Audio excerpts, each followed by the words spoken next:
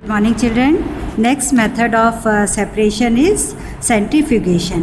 So children, in centrifugation method, the particles which are very small and can easily pass through filter paper can be separated by churning or centrifugation. Okay children, if the particles are very small and they can easily pass through filter paper, then we use the method churning or centrifugation method. Okay, so in this method, the mixture containing suspended particle is rotated at a high speed in a centrifuge machine. Okay, so in centrifugation method, the mixture rotating, ठीक है, the mixture containing suspended particle is rotating at a high speed in a centrifuge machine. Okay, like जैसे आपने mixie में देखा, mixie में जैसे separate cream from milk तो कैसे करके करते हैं, जैसे सेपरेट बटर फ्रॉम मिल्क, तो उसको क्या करते हैं, मिक्सी में उसको जो कंटेनर होता है मिक्सचर, उसमें उसको रोटेट करते हैं. तो रोटेट करने से जो क्रीम होती है, cream is denser then milk, तो क्रीम क्या होती है, सेटल एट द बॉटम. ठीक है,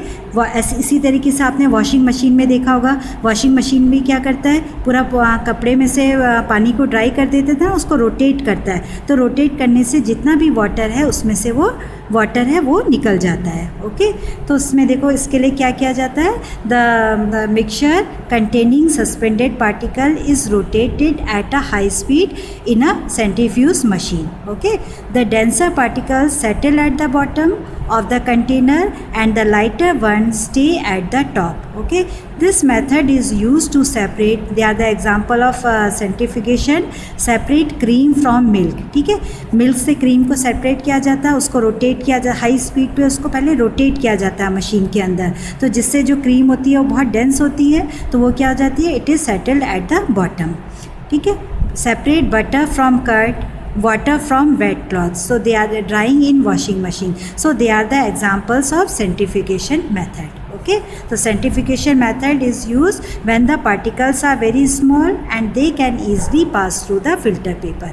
तब हम फिल्टर पेपर से नहीं उसे कर सकते हैं. सपोज सेपरेट करना है sand, separate sand from water, तो उसके लिए तो हम क्या कर सकते हैं, we use the filtration method, sedimentation, decantation method. Okay, but if the particles are very small, they can easily pass through the filter paper, then we use the centrifugation method.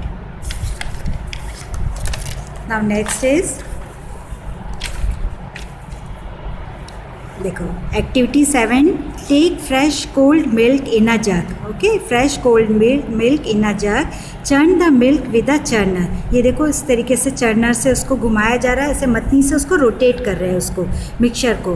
तो what do you observe, after some time the separated cream floats over the milk. जो cream है उससे separate हो जाएगी milk से और वो ऊपर फ्लोट करने लग जाएगी. ठीक है, the separated cream floats over the, क्योंकि वो बहुत हल्की हो गई है अब. ठीक है, एंड कैन बी रिमूव. आपने देखा होगा इस तरीके से हैंड चर्नर होता है ना, तो हैंड चर्नर से क्या किया जाता है, क्रीम को सेपरेट किया जाता है.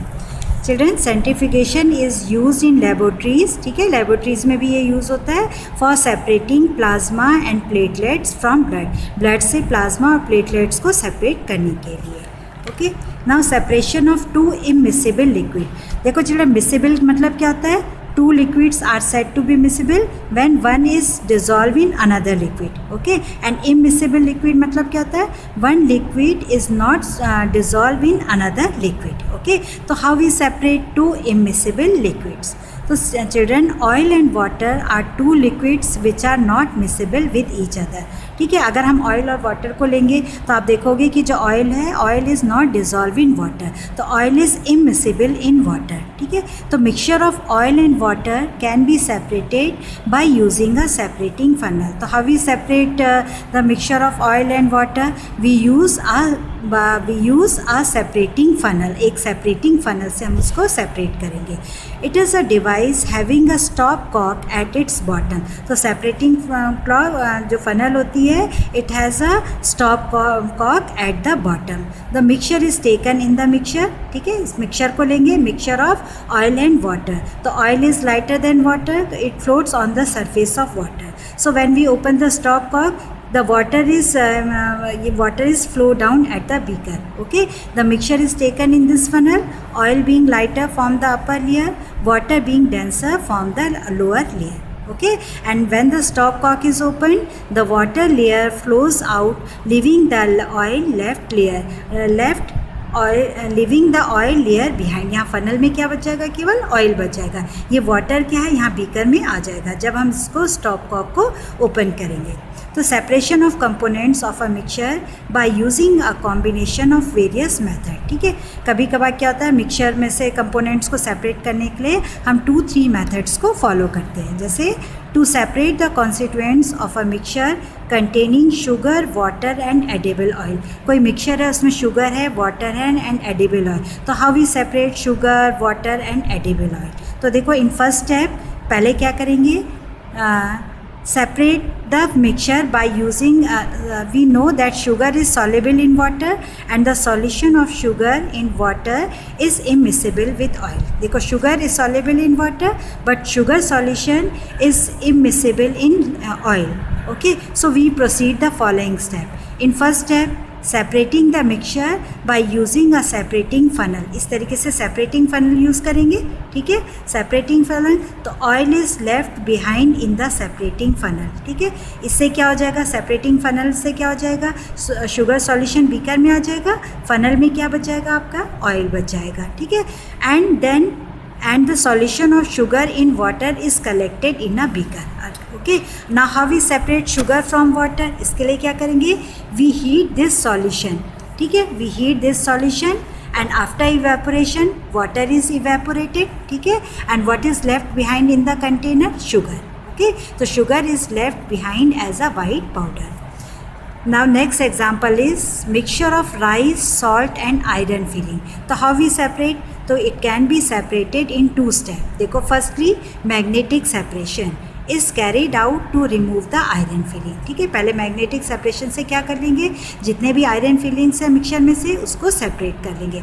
Next, rice and sand can be removed by sieving. Then we separate rice and sand by sieving.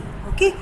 The third example, a mixture of sand, salt and water can be separated by using, देखो, sand, salt and water. तो by technique of filtration, filtration से क्या होगा, sand is separated. ठीक है, sand collected in a filter paper. Now how we separate salt and water? Heat the solution of salty जो salt solution. ठीक है, water is evaporated and salt is left behind. Okay, तो these are the method how we separate sand, salt and water. अब देखो, water जो evaporate हुआ उसके ऊपर, उससे क्या होगा, when water vapors cools down, it again changes into water. Okay, now next is solution. A homogeneous mixture of 2 or more substance is called a solution. Solution में क्या होता है, mixture of two or more substance. तो homogeneous का मतलब क्या होता है, homogeneous mixture of 2 or more substance is called a solution. The substance which is present in small amount is called a solute. Okay, substance which is present in small amount is called solute and the substance present in larger amount is called a solvent. Okay, so solution are of 2 type, saturated and unsaturated. Okay, saturated solution means a solution in which no more solute can be dissolved at a fixed temperature is called a saturated solution. So saturated solution means no more solute can be dissolved. Okay, जैसे example children, sugar solution. So sugar is a solute, water is a solvent, and sugar and water, mixture of sugar and water, it is a solution. So saturated solution means no more solute can be dissolved at a fixed temperature. And unsaturated solution means a solution in which some more solute can be dissolved at a fixed temperature. Okay, see the activity 8. Take a beaker and fill 100 ml of water. Add 1 teaspoon of sugar, stir it well. What will we see? Sugar gets completely dissolving. Now add 1 more tablespoon of sugar in it. What do you find? Sugar still dissolved completely in it. So we can say that 100 ml of water with 1 tablespoon of sugar is an unsaturated solution as it able to dissolve more sugar in it. Now proceed further. Keep on adding sugar in this solution. आप फिर से उसमें sugar को add करो. You will reach a point, आपको एक ऐसा point मिलेगा where no more sugar dissolve in it. ठीक है, आप उसमें बार बार शुगर डालते रहोगे तो एक पॉइंट ऐसा आएगा कि उसमें शुगर डिज़ोल्व होना बंद हो जाएगा, ठीक है। तो this is called the saturation point. उस पॉइंट को हम क्या कहेंगे, सैचुरेशन पॉइंट कहेंगे, जहाँ पे वो शुगर डिज़ोल्व होना बंद हो जाएगी, okay, and the solution is called saturated solution. No more solute dissolve in it. This is called the saturation point. You will find that in spite of stirring, a few sugar particle will always be left undissolved at the bottom of the beaker containing saturated solution. अगर हम इसको stir करेंगे तो कुछ ही sugar particle dissolve होंगे, लेकिन बाकी क्या होगा, left undissolved. Now if you add one more spoonful of sugar to this solution, would it also settle at the bottom of the beaker? Is there any way to dissolve this extra sugar in the solution? Activity 9. Take the beaker containing the saturated solution then you prepared in activity 8. Add 1 teaspoon of sugar into it. You will find that it settles at the bottom. It does not dissolve, क्योंकि वो saturation point आ गया जहाँ पे और sugar dissolve नहीं हो सकती है.